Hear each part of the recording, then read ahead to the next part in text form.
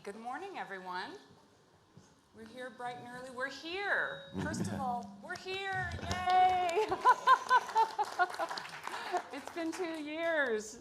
I'm very excited to be here. This is my first session this week in Sonata, and it's a great session, actually, the one I'm most excited about, accelerating the reskilling revolution. There could not be anything more important to talk about than labor and education and how to make it a win-win. And I have a great panel here to kick off with me.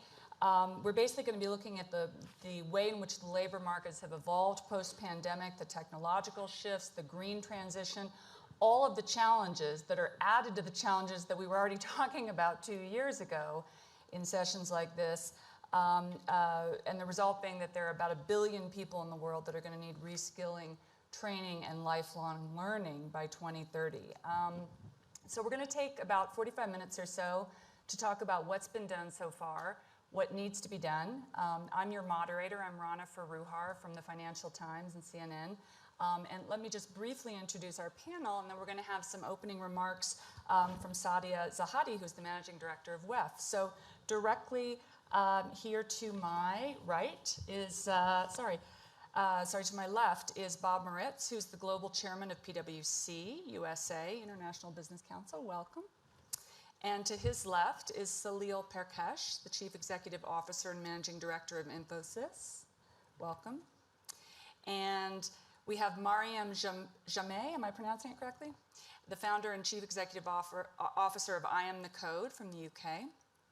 And we also have directly to her left, Jeff, I'm going to try to get the name right, Maggioncalda? That's good, that's very good. Maggioncalda, okay, woo, I got it. Chief executive officer of Coursera. And finally, at the very end, we have Najia Boudin, who is the prime minister of Tunisia. Welcome, minister. So we're going to get started with questions for them in just a minute. But first, I'm going to welcome up Saida, who's off to the left there, to make a few opening comments. Hello, everyone. Welcome to the annual meeting 2022. Thank you for being here. I think our conversation today could not come at a more crucial time. This is one of the most important issues that we're going to be discussing during our time here in the next days. The investment case for education, reskilling, upskilling is so clear. To give one example, in our collaboration with PwC, 6.3 trillion could be added to global GDP through investment in reskilling and upskilling. Another 2.3 trillion possible through investment in education 4.0. Those are just some of the financial returns that countries could have. In addition to that, of course, there are very important social returns and many multipliers. Now, this is familiar to all of you, and so 2 years ago, at the last time that we came together at the annual meeting, we launched the Reskilling Revolution Initiative, a 10-year initiative to reach 1 billion people with better education, better skills, and better economic opportunities. 2 years in, the initiative has reached over 100 million people, but more importantly, started creating the foundations for the systemic change that we need on this issue. And I hope with all of you and with our panelists and key champions for this initiative, we'll be able to double that progress in this coming year. Thank you, Rana. Back over to you. Okay, thanks so much. I also just want to remind everybody that we are live streaming this session. If you want to talk on social media about it, it's #WEF2022. And also, we'll be taking questions. I'll have a pad later on that folks can send questions to. If you're not in the audience, if you are in the audience, there'll be mics running around. So think about what you might want to ask the panel. Bob, I'm going to start with you because you've been involved in this initiative for a really long time. You've also done quite a bit of reskilling and upskilling in your own workforce, which I'm really fascinated by. I guess my question is, talk about priorities. I mean, this is an enormous topic, both at a global level, but also, I would imagine, at a company level, at an institutional level. How do you decide where to start when you're taking on the task? Yeah, it's a great question. So first and foremost, as we look at the labor force today, one of the biggest issues that's come out of the research, and Sadia mentioned some of the research that we've done, there's an inherent lack of trust between the employer and the employee. And that's just part of the challenges you think about the great resignation that many countries and part of the world are dealing with right now. But the reality is, with all of the different challenges, the concept of engaging talent more so, enabling more trust, and skilling them is an actual multiplier effect. Meaning, if I've got a challenge in terms of the education system, if I've got a challenge in terms of the social disruption that's out there, if I've got a challenge in terms of an upcoming economic challenge, this is an and solution. It's not an or bolt on.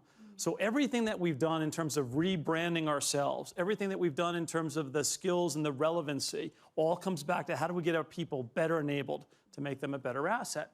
Now, if I can, I want to pivot a little bit because the ESG agenda, which is top of mind for everybody, here in Davos, we're going to spend a lot of time talking about the E side of the equation.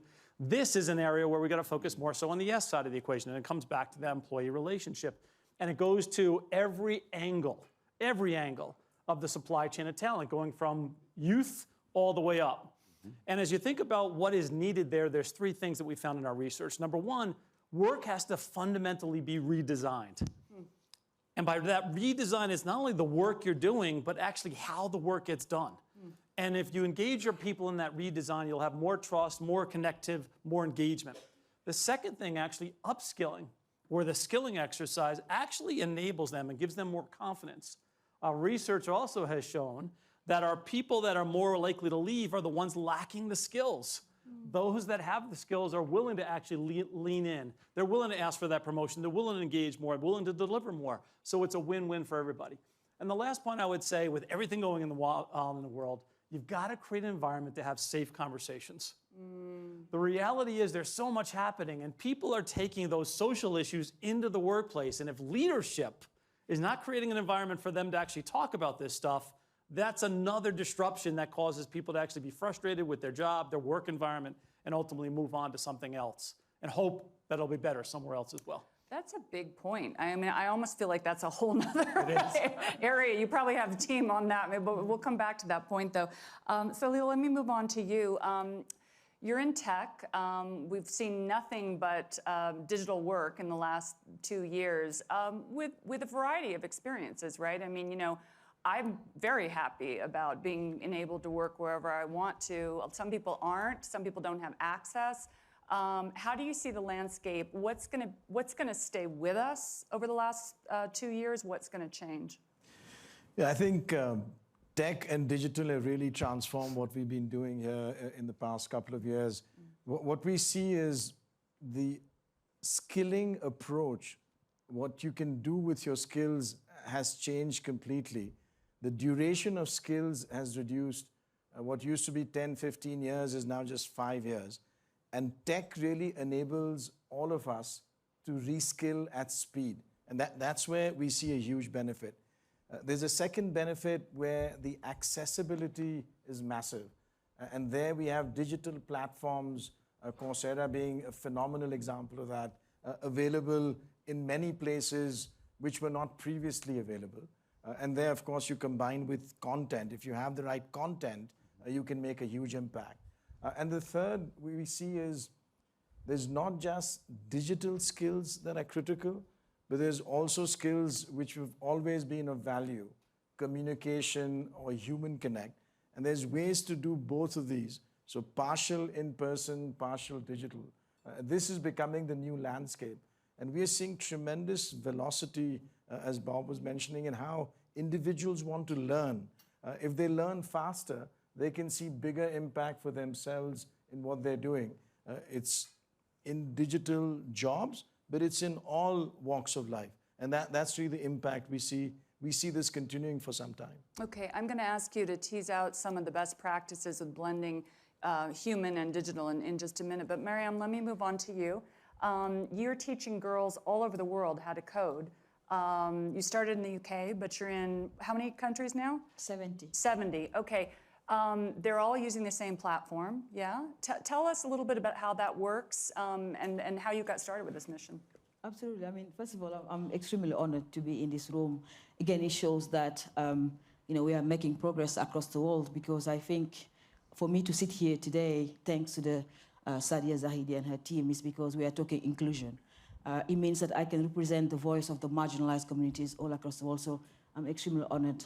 It's always a joy for me to participate on the reskilling platform and talk about it. I think the reason why I do what I do is because I'm extremely frustrated with infrastructure, content, but also connectivity for girls who are coming from marginalized communities all across the world. From Senegal to Mombasa, they don't have access. And I think what COVID-19 has showed is the fact that the world is not equal. And girls are, teenagers, teenage pregnancy, for example, extremely high during COVID-19, mental health for young girls and boys. I work in the refugee camps, thanks to the World Economic Forum. I've been working in Kakuma refugee camp in Kenya, where they are the first refugee girls to learn how to code because we young global leaders took our time to go there. And I think what I do is try to tell the world that we can sit here at Davos today, talk about innovation, ESGs, and inclusion and diversity as much as we like, but if we don't have girls using platforms and making sure the platform are easy to be accessible. But also, making sure that when we give access meaningfully. That's why we're very proud to have partnered with Coursera in 2020 at Davos to make sure that their platform is being used, but it's not enough. The last mile of education is not being funded. That's what I'm trying to address right now. But the other thing is the fragmented education for boys and girls all across the world, from Asia to Africa, Middle East, everywhere. We expect Bob to hire them, but we're not giving them the skills. And skills equal money. We are right now in a time where it's absolutely critical. I didn't go to school. Somebody like me was not supposed to be in this room because I learned my alphabet when I was 16 years old in a local library in Guildford. I learned how to code 7 coding languages in 2 years. I'm a full stack developer. I can sit down and build an app for you right now because someone invested in my library in Guildford. So I think the point I'm trying to make, if we're going to talk about digital skills and reskilling people, make sure the data Sadia just shows go up by 2030, we need to meaningfully give people access, but invest in the last mile of education. So girls like me can sit down here in 2030 sharing their stories. Awesome. Love that. Okay, Jeff, you've got a little bit of a hard act to follow here, but you've worked with Mariam, and you've worked with many other educators. What lessons do you take from the last couple of years? How do we make sure that we build on all this digital learning that's happened and not lose it?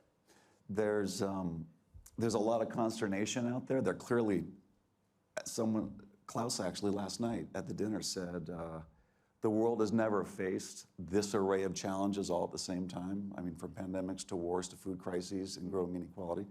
So it's easy to be a little despondent. But what we're talking about here is actual progress. Actual progress. It's not just the idea of what needs to be done. Things are getting done.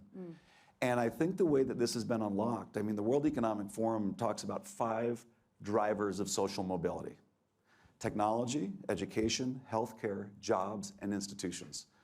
And when I look at those 5, I see them as a system. And what happened during the pandemic is that technology really unlocked the possibility that people could continue to learn even as 1.6 billion had their campuses closed. So a huge infusion of people practicing and being introduced to online learning. And it's a platform. And I think, Mariam, what you said, I think is really important. Platforms, it's a model that is very powerful because a platform is something, whether it's Coursera or Skillsoft or any other platform, what it allows is for a collection of institutions or individuals to supply solutions to problems that they've never even become aware of. People are using Coursera to solve problems we don't know exist.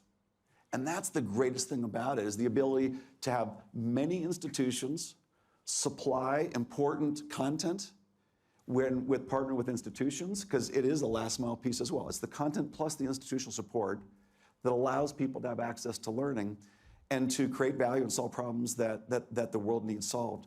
So we look at the learning piece and we say technology has opened up access to learning in a way that wasn't previously possible.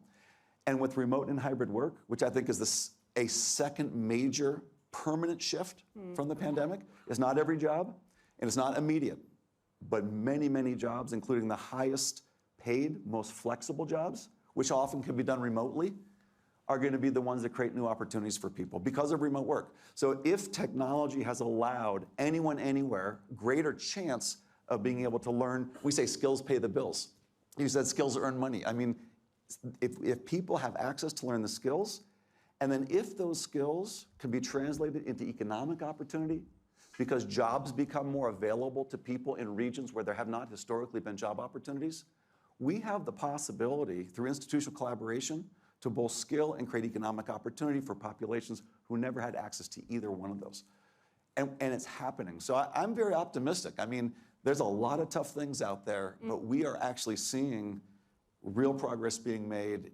And I think we're seeing the patterns of the solution, and it's happening. Okay, I'm going to come back to you in a minute on the hybrid point, but Najla, I want to bring you in. You're in a very unique position. You're Prime Minister of Tunisia, but you've held many senior positions in education. You know, the conversation about national competitiveness is always about education and skills, right? It's always about how can we train a 21st century workforce? Every country has that conversation. So what lessons can you share from Tunisia's experience? Thank you for giving me the opportunity to talk about the Tunisian experience. And first of all, I would like to tell you that in my government we have 8 female ministers. And the ministers of finance, Mrs. Siham is here, the Minister of Energy, of Industry, of Mining, of Trade, Culture, and Family. And all of us, and myself, we are a proud fruit of the Tunisian education system. Since our independence, Tunisia has always and continues to put its compass on education, and our education system provided opportunities for all Tunisians to rise the social lift. And more importantly, it provided equal opportunities for girls and boys, and the credo was and is nobody behind. So this strategic choice continues today, and despite a huge pressure on our public finances, and Tunisia still ranks first globally in terms of government funding by pupil in secondary education as per percentage of GDP per capita, and we ranked 3rd on the list of countries with high numbers of women working in science, and one of the well-advanced countries in terms of women's rights. I would like to say here that the world, as you all know, is transforming deeply with global megatrends such as the rising role of technology, climate change, demographic shifts, urbanization, and globalization of value chains. And the education systems are requested to respond to emerging and future needs. And the picture appears to be contrasting, but the challenges are tremendous. I would like to say here that on the one hand, we in Tunisia do well globally in terms of availability and quality of human resources. We rank 8th in education overall and 35 in human capital and research according to the Global Innovation Index. We are also ranked 2nd globally in the percentage of graduates in STEM, in science, technology, engineering, and math. And on the other hand, we have to drastically improve the impact of our education, research, and innovation in transforming knowledge into economic value and social fair. In short, we produce good knowledge, but unfortunately, we absorb little of it. We produce good doctors, engineers, and scientists, but this talent are leaving the country. And the brain drain is taking a very concerning magnitude. 1/3 of our engineers leave the country, open graduation, and the rates are more concerning in areas such as ICT, where entire cohorts of freshly graduates are leaving the country. This is a net loss of the investment and moreover, a big shortfall for the countries need to achieve prosperity for its people. And in our developing countries, not only reskilling is needed, but also retaining the skilled workforce is of critical importance. This is what I would like to say here. Okay, great, thank you. All right, well, that's a good sort of scene setting. Let me come back around and follow up on some of the points that you all have made and kind of connect some of them. Bob, you talked about ESG and skilling being a part of ESG, which is everywhere. I mean, I feel like that is part of almost every conversation that we're having this week in Davos, and certainly everything I'm writing about. Is the skilling part harder than other parts of ESG? And what do employees, what do stakeholders, what do customers expect from you guys in that area? How is it evolving? So I don't think it's any harder. It's just another technical or tactical skill that has to be addressed. So the question comes back to, and I want to go to where Miriam and Jeff went in particular, which is, how do you make sure people have the ability to connect in and avail themselves to those learning opportunities to enable lifelong learning? Number one. Number two, the quality of the education, no matter where it may come from. Education systems at the corporate level or in any other digital format or virtual format has to be of sufficient quality to enable a changed behavior. And that changed behavior then enables then an opportunity from an economic perspective, personal economics as well as otherwise. The third piece that's got to be done here, though, is you've got to continue to ensure that there's entrepreneurship coming out of that. Innovation, new job creation, et cetera. And this goes to Sadia's point in terms of where that economic opportunity is. Yeah. And so encouraging that is another systemic issue. Otherwise, you'll have refugees leaving, where citizens of countries, for example, in Tunisia, are saying, okay, I've got to move elsewhere. Where's the opportunity going to be for me? And we're going to see that a lot more, especially in Eastern Europe, as you look at the Russia-Ukraine situation right now. And the last point I would say is, how do you actually empower the youth to not necessarily be just the beneficiaries of this, but actually drive this, own this, and enable this? And as we step back, and Miriam knows this, Jeff knows this, I'm part of an organization called Generation Unlimited, which is under UNICEF and the UN, where we're focused on those four things. And the reason we're focused on that is not to take a great example that Miriam has, but actually figure out how do you scale it. Because to Jeff's point, we're really seeing a tremendous amount of entrepreneurship and innovation and optimism, but it's not fast enough. It's not big enough yet. We got to scale as fast as we possibly can. I'm curious if any of you have seen an idea or are taking part in an idea that is scaling, you know, that you can see. What can we learn? What's the silver thread? I'll happily pick it up here. So one of the things that this organization Gen U is doing is in India right now, that connection point has actually enabled itself to connect to 300 million people.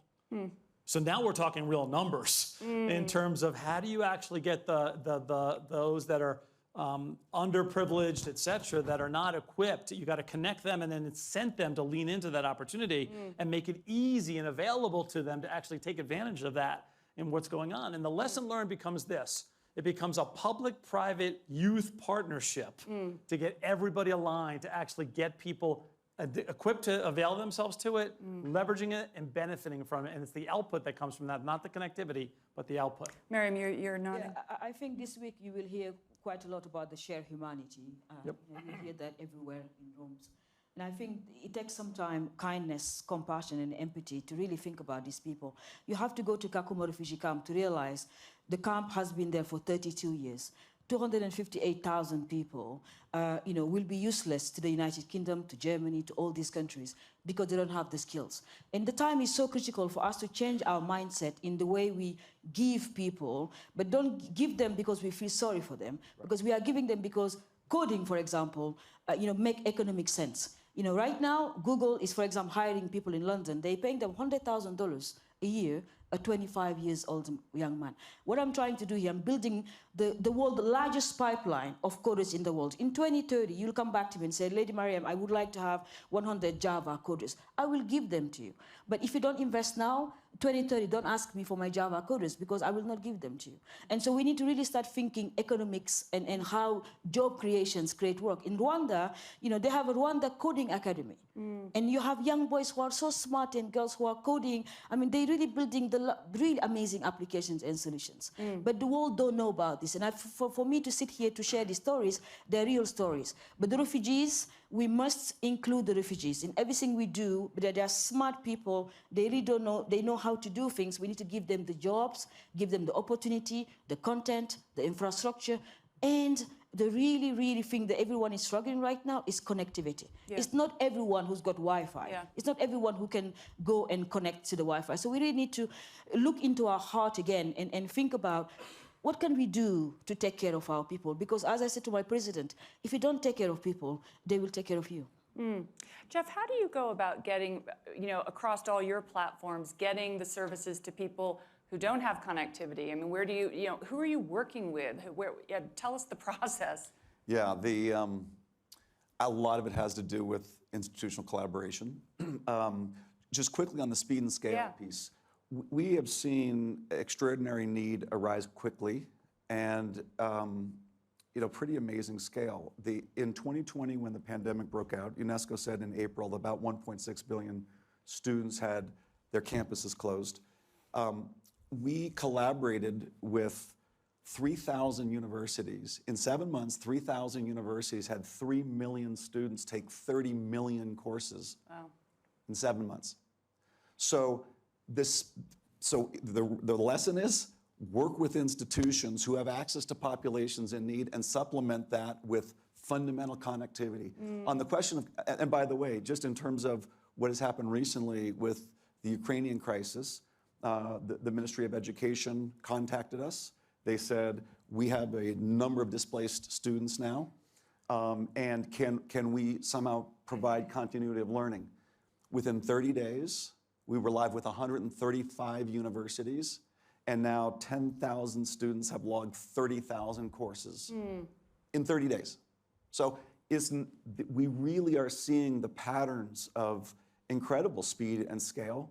And then the final thing I'll just say with respect to connectivity, it is essential. When people ask me, like, what role must governments play in trying to bridge inequality gaps, as with water and electricity and good sanitation, fundamental primary education is critical. For individuals who don't have the basic literacy and numeracy, they're going to be left further and further behind by those that do, because you cannot avail yourself of these types of platforms if you don't have the fundamental knowledge and skills to do it when you're young, kind of K through 12. So I'd say invest in K through 12. And then on the connectivity side, not only is learning opportunity accessible through technology, job opportunities increasingly are accessible through technology. So if you don't have connectivity, you are starving both the access to the skill development and the access to the economic opportunity. That's a problem that governments need to solve, and I think they can do it with telecom providers, zero-based rating, where certain websites, you go to your telecom operators and say, if you want to provide telecom service, mobile service in our country, there's going to be no data fee if our people access these educational-based sites. We see a number of countries doing this, and then the final thing I'll just mention is it's not an either or. We have a number of countries in the Middle East and Latin America, around the world, where there's not continuous access to broadband, but there's intermittent access to broadband. There's not continuous access to power, but there's intermittent access to power. If you can charge a mobile device long enough for it to run for an hour or two, and if you can get to a hotspot where you can download courses, you can work offline pretty much anywhere, go through the courses, do your assessments, and when you get back to a hotspot, you can sync it back up. So you at least provide, and I think Colombia has done an excellent job of this, provide public hotspots where people, hopefully not too far from where people are located, where you can at least have intermittent access to the internet. It does not have to be all the time. And with data plans, it's pretty expensive. Wi-Fi is really valuable. Backbones to public Wi-Fi hotspots is very valuable. In Nigeria, 30% of monthly expected average income is required to buy 2 gigabytes of data. Last time I checked, this was like a couple of years ago.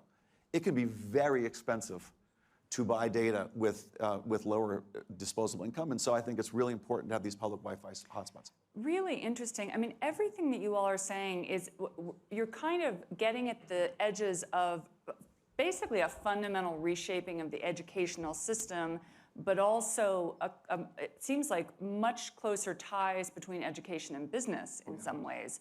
So I'm curious, maybe just to get thoughts from the whole group about how you see what has happened over the last 2 years, shifting K through 12, shifting whether we are going to continue to see four-year colleges or whether we're going to see more of these sort of 6 and 4 programs where you get an associate's and then you work, or are we going to see just kind of hybrid forever, and what is that going to look like, or credentials? Because Salil, as you pointed out, the skills that you need are changing very quickly. So do we need just a kind of pod of credentials that you add on? Maybe you can start.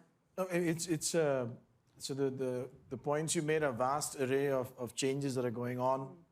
I think first, what we had as education, I don't think is disappearing, but there is tremendous amounts that is being added on. And so the overall number of people that can access the skill-based training is expanding.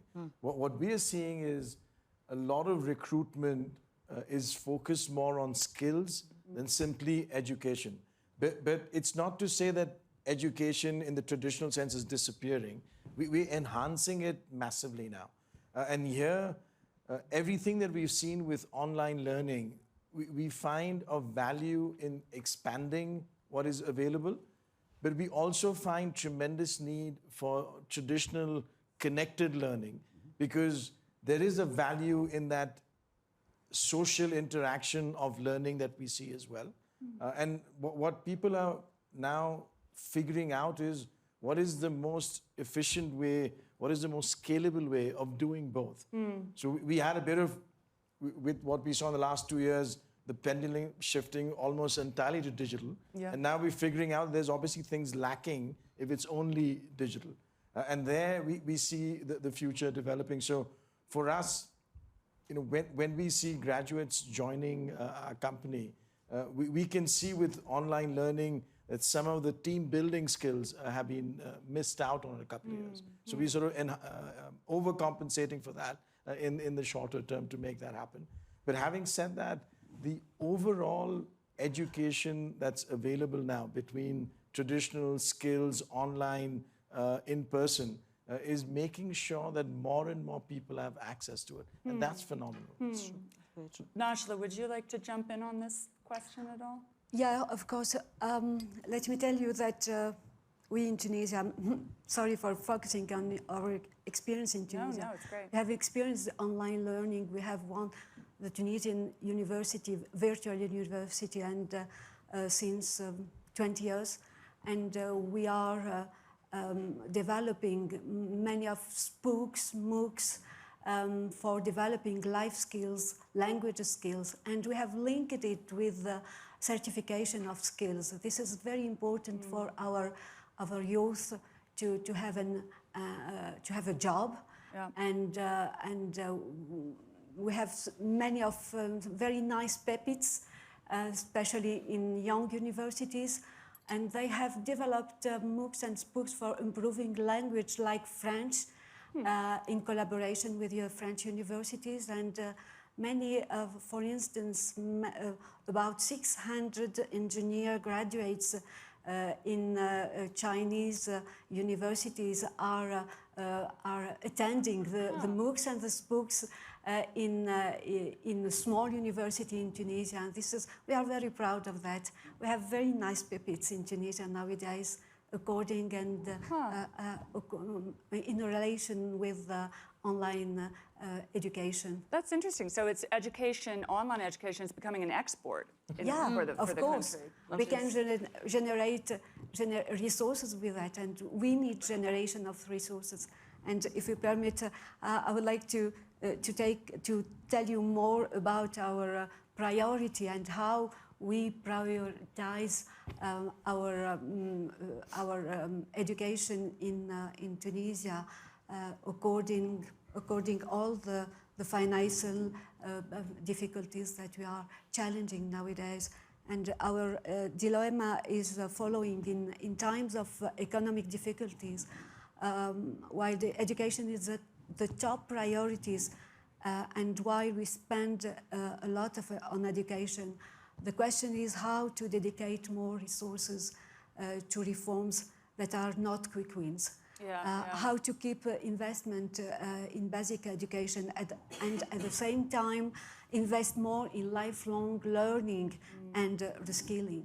But the transformation is inevitable, and as for us, the path is clear. We are continuing to invest massively in education, and mainly to move into high value added segment in select economics priority sectors with a target to promote growth and employment for everybody and nobody behind, as I told you before. Lovely.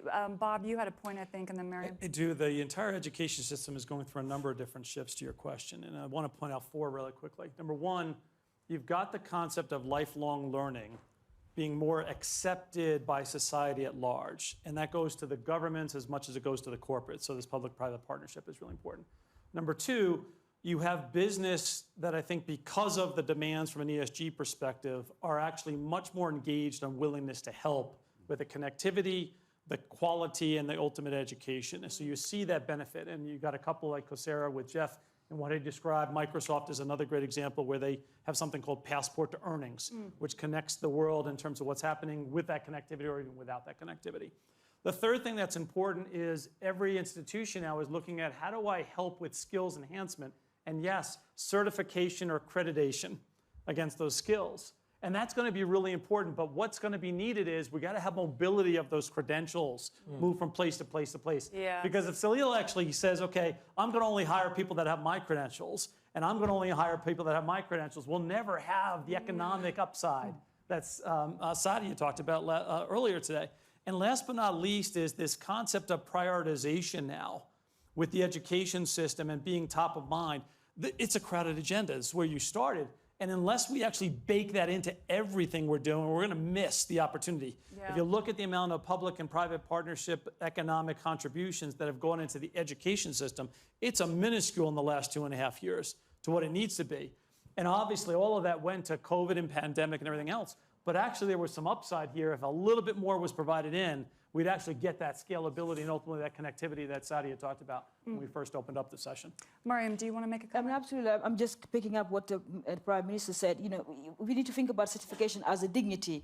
When young girls have certifications, they feel so proud of themselves.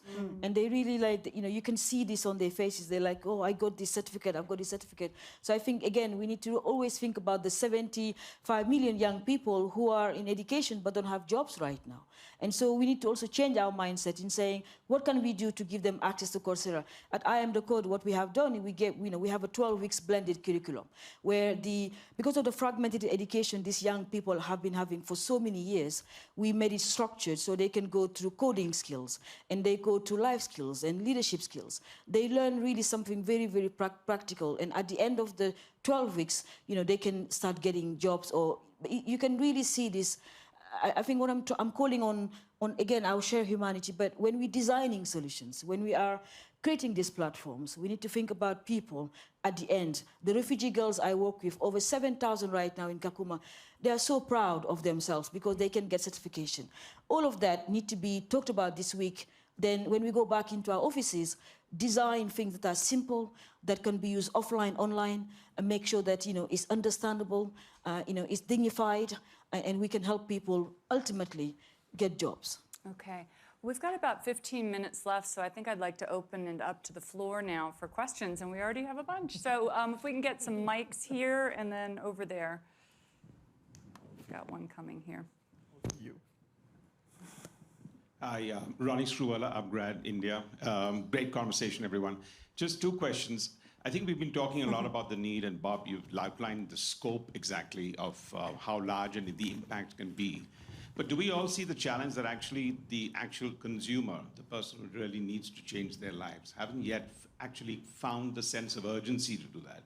And what in our ecosystem that we're creating, where the soul is willing, the body is willing, but from that point of view, Salil, you run one of the largest IT companies in the world, but yet you still also run one of the largest training campuses in the world, because the people you get in still, you feel, have not on their own upskilled. So that was just one question of how are we going to be able to create the sense of urgency to actually meet that, because the two paths have to meet. And I think the second one for everyone here, because we've heard a lot about lifelong learning, is the importance of soft skills. Because I think if we're just going to conquer skills over the next 10 years, and we know that 50% of all change is going to happen through soft skills, what's our thought and process It's on a that? great, Thank you. great point. Who wants to grab that I'll first? start with this maybe, and Bob can join in. So thanks, Ronnie. I think you have tremendous experience in this area with what you've created. What we see on the urgency is absolutely appropriate, what you described. There's a set of people who have a tremendous urgency, but a large number of people don't have it. And part of it is creating a certain level of excitement and fun with the content in addition to depth in the content. So what we do, for example, in our university set up in Mysore, and we also have an online platform within the company, is to make sure that that ability to learn in that engaged manner comes about. There is definitely an interest that we see because in our own small context, people immediately jump onto projects when they finish some internal certifications. And there's a value to that. But the urgency certainly needs to be pushed more, and we need to think of how it can be done. On the soft skills, I'll come back, but Bob, go ahead. Yeah, the point I want to pick on is that we've got to actually segment the populations of the world that need help in different ways. Yeah. To your point, somebody who's employed today, and I'm going to use PwC as an example, you want them to lean more into the upskilling that's necessary. And you've got to make it interesting and exciting enough for them to want to lean into those opportunities. And the way we thought about it, we created a program called New World, New Skills, where we said, look, if you're going to lean in, because you're all worried about job security, if you're going to lean into that opportunity, we're not going to guarantee you a job, but I am going to increase the probability that you're going to be employable at PwC or anywhere else. And it's going to be citizen-led, meaning our employees, not top-down, bottom-up. And this way, take away the passive resistance, because anytime something's built at the center and forced on people, human behavior is such that you're not going to get that upside. Yeah. But let's go to the other side of the equation, which you've got to take some of the walls out of the system. So those that are underprivileged in various parts of the world, there may be a family that says, my daughter should be staying home or getting married at a really early age, and Kelly doesn't have availability and shouldn't go to school or avail themselves to those online courses. So we've actually got to knock that wall down, which actually doesn't go to the individual. It goes to the surrounding environment that's around them that we got to attack and say, here's the opportunity. So there's a whole cascading of communication that has to happen to create the incentive for people to want to do this on a going forward basis. And to your latter point on soft skills, you have to look at the totality of this, right? There's digital skills, which we've talked a lot about. There's ESG skills that are going to be needed as we transform work going forward. The softer skills are going to enable this to happen. And it goes a little bit to where I opened up. One of the other things that's going to be needed is the soft skills to enable that environment to have conversations around social issues. And if we don't have the EQ to actually have those conversations, trust me, people are having the conversations at home. You're going to want to have them at work as well. And we got leadership that's going to need to actually equip for that to happen. And we're ill-equipped to have that happen. A lot of our survey data actually tells us that probably 70% of the organizations today are not allowing for those conversations to happen in their organizations, which is another negative to the willingness to actually be employed by that organization as well. Boy, I'd love to hear you at some point in Davos on that conversation and some of the things you've seen. We have a mic over here. Yep. I'm Camilo from Global Shapers Community. Basically, you are talking about non-formal, informal education. You're talking about certificates, but the small business is the major responsible for jobs for like youth, and they don't recognize this though informal and non-formal certification. So what the way to make the government recognize those and the companies also? Because if we are like reskilling people, the employers don't recognize the certificates, though, it doesn't work. You know, that's a great question, and I want to actually add another beat to that. And Jeff, if you want to jump in. Something I noticed, even in the formal education processes that are public and private, I'm thinking about like the IBM P-Tech schools, or, you know, it's not a one-size-fits-all. There are a lot of companies doing different things. Sometimes the companies don't know each other's process. So how do we get to a more centralized place while still allowing some flexibility? I think it gets to what Salil was talking about. I'd say traditionally, formal education has been almost the only type of system and credential recognized. So if you have a credential from the formal education system, then you get certain opportunities, and if you don't, then you don't. A lot of people talk about, oh, is the degree dead? Is it micro-credentials? We sort of see a hybrid everything. We have, at Coursera, we work with universities. Interestingly, universities create content, but industry also creates content. Universities consume the content, and also industry consumes the content. We have companies like Infosys, PwC, et cetera, using university content to upskill their employees. At the same time, we have universities. Well, NMIMS University in India is a great example. They offer a BTech, a Bachelor's of Technology. In that curriculum, they have integrated industry content for credit, where when you graduate, you get a BTech degree with honors in data science. And that honors track is actually coming from industry content provided on a platform, like in this case, Coursera. But again, it doesn't have to be Coursera. There are other platforms. So the ability to have hybrid learning online and on campus is here to stay. The ability to have hybrid credentials. Is it a college degree or is it a micro-credential? It's both. You literally graduate with a college degree and a micro-credential, and you actually got credit towards your college degree by doing that industry credential. And then at work, you're upskilling, taking courses, from, algorithms from Princeton. It is really blending together in I think, a spectacular way. And I think what's going to happen is individuals over the course of their lives will build a portfolio of credentials which will be valued for different reasons. You might have a bachelor's degree that says something about your understanding of liberal arts and sort of human sort of history and what it means to be a human. And you might have a CFA, which is a certified financial analyst, which means you understand certain things about finance and investing. And then you might have a professional certificate from IBM in artificial intelligence. And that's all part of your portfolio of credentials that say to an employer, these are the things that I know, and if you think that that's valuable, please hire me or give me a chance to accelerate my career. I love that idea, Mary. But I think she makes a great point on certifications, because not many governments recognize some of the certifications, especially if you're a refugee or living in urban Kenya or really tough places, because you have accumulated so many certifications. And if you don't show something tangible, you're not going to get jobs. I think also as the policy makers, the Minister of Technology in countries to actually make this a mandatory thing. Like Kenya right now, they've made coding compulsory. The government of Kenya has made coding compulsory. Rwanda is the same. So many countries are making technology, and now you can have access to Coursera courses. I mean, over 197 universities are inside Coursera. For a young girl to have a certificate from MIT is a big deal for her and her family, sitting in Mombasa. So I think we also need to ask government to recognize this lifelong learning certificate, so they don't stop the people who are learning in their own time. There were two things that were embedded in your question. One was the sort of credentialing and the recognition of that. The WEF actually has an initiative underway to actually think about what are the sectors and what are the skills that are needed in that sectors, and then can we actually connect the dots with governments to actually recognize those kind of skill sets that are necessary. What's the name of that initiative? Actually, I can't remember the name, but actually it's Sadia and the team are actually working this right now. But what was also embedded in your question was actually the importance of the small and medium-sized enterprises, right? And let's not forget that, because government actually working with business has to create the entrepreneurial mindset to create the jobs on the other side. Because if we do a great job of getting the billion people skilled, and if there's no jobs, you're going to have more social unrest than we have today. So let's not forget this is a supply and a demand issue that we actually have to be focusing on both of those. And government and business have a role to play on that entrepreneurial and job creation side as well. Awesome. There was a gentleman with a question up in front, and then we'll take one over here. Thank you.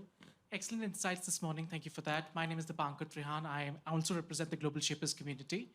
My question is, while there's a lot of conversation around skilling and education for people who are in some format in formal sector of education and training, what about the people who are unaccounted for? How do we extend education and skilling to them? So just to put things in perspective, in India alone, about 175 million people are unaccounted for. They're not in education, they're not in training, they're not in jobs. How do we extend education and skilling initiatives to them? Thank you. Great question. Who wants to grab that? I mean, I can. That's a very good point. That's a very good question. That's what I've been fighting for how many years now. You are right. The last mile of education, we must invest in that. Right now, we're all comfortable in creating platforms and giving it to the people who look like us and universities and communities. But when you go to places where there is no infrastructure, meaning it's a building, connectivity, train the trainers, all of that, it will be part of our shared humanity. I've been saying the whole morning. So again, it's our job to redesign what we are trying to do here. The way to reach out to those girls is me traveling, 7 hours from London to Nairobi, getting into the refugee camp, talking to all the schools. And you need to train the teachers on the ground because the refugee girls, they may end up getting married if we don't intervene. So I'm doing an intervention, a really critical intervention with the UNHCR, who are really trying to do their best. But these refugees, when they want to resettle in America or in London, unless they are useful to the government of those countries, they will not resettle. They will stay in detention centers. I've been to detention centers all across the world. It's awful. It's absolutely horrible to sit in a detention center for 6 months, 9 months, 1 year, 2 years, waiting for somebody to come and rescue you. No one is coming, right? Nobody's coming. So I think that's why we need to really think about the last mile of education. Even the Coursera platform is answering the needs. How can we make it offline, online? How can we make it different languages? For these people to have access to it. But also we need to take the plane or we need to go to the people. Technology must go to the people, it must not come to us. We need to go and give it to the young girls and boys all across the world. And right now, it's absolutely urgent. It's so urgent for us to go out there because the data we are working towards right now, for me, I will not be satisfied in 2030 until all of my girls are included in this data because this data will be inaccurate in 2030 if we have not included the left behind and the missing millions you just mentioned. Okay, final question here.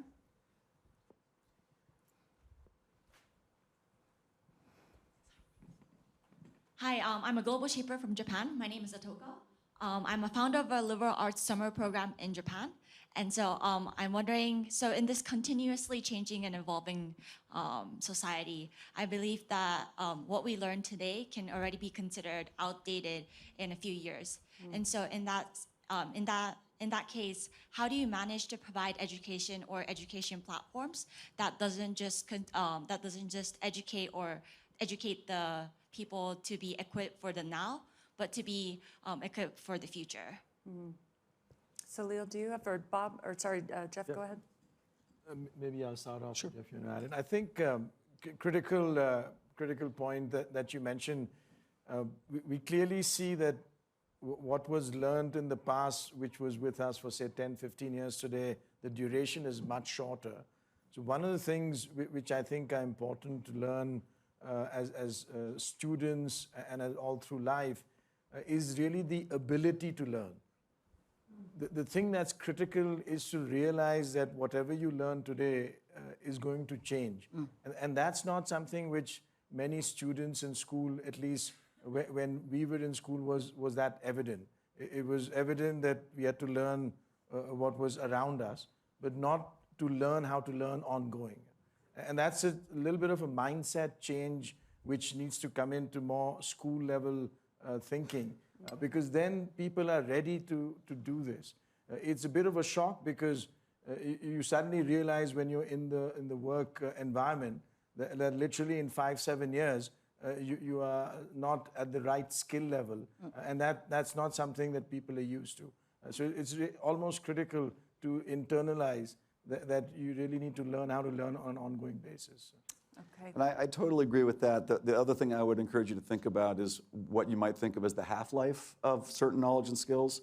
There are certain things that I learned a long time ago when I was in college and high school that haven't changed. You know, physics has changed a bit, but the basics of physics have not changed. The basics of biology have not changed. Mathematics, guess what? Most mathematics is not changing.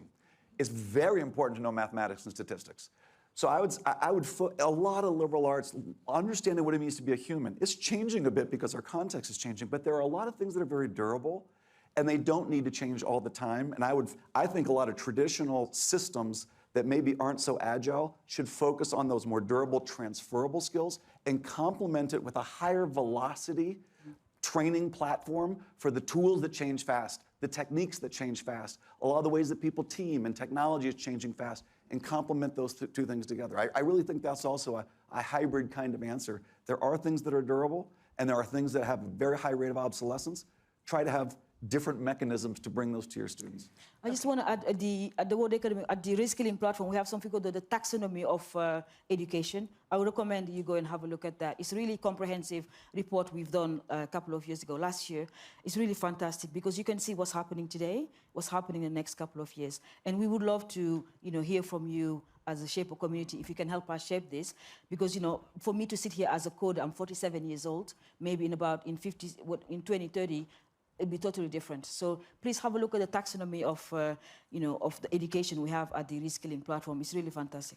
Okay, well, we are at time. I feel like we could have gone on several more hours in this conversation, but my takeaway is in challenge opportunity. I mean, I can already see a lot of brainstorming going on between our panelists and the audience, and within the conversation we've had today. So thanks for sharing. Thank you for being here, and I'm sure we're going to be talking again about reskilling next year at Davos as well.